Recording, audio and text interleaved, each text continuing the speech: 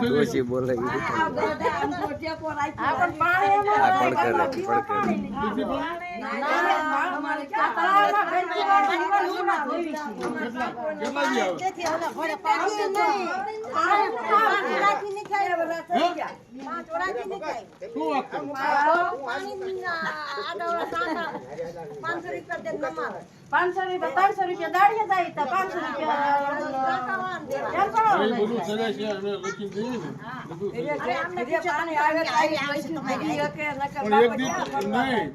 તમારે જરૂર પડે એક દી બહેરા સકડો ફરી ના આવું આપણે રજૂઆત કરી